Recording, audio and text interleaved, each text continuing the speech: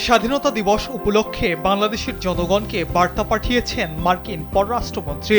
স্বাধীনতা দিবসে বাংলাদেশের জনগণকে আন্তরিক শুভেচ্ছা জানিয়েছেন মার্কিন পররাষ্ট্রমন্ত্রী মার্কো রুবিও।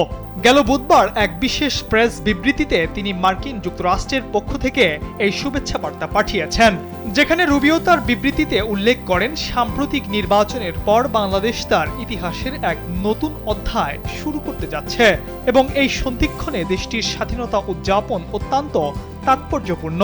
যুক্তরাষ্ট্র বাংলাদেশের সঙ্গে দীর্ঘদিনের অংশীদারিত্বকে অত্যন্ত মূল্যায়ন করে এবং একটি উন্মুক্ত, নিরাপদ ও সমৃদ্ধ ইন্দো প্যাসিফিক অঞ্চল গড়ার ক্ষেত্রে দুই দেশের অভিন্ন লক্ষ্য রয়েছে বলে তিনি পুনর্ব্যক্ত করেছেন।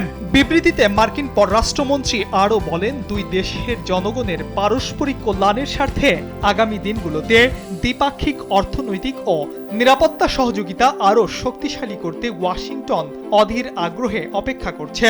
মার্কো রুবিও মূলত নতুন প্রেক্ষাপটে বাংলাদেশের সঙ্গে আমেরিকার কূটনৈতিক ও কৌশলগত সম্পর্ককে এক নতুন উচ্চতায় নিয়ে যাওয়ার ইঙ্গিত হিসেবে দেখছেন।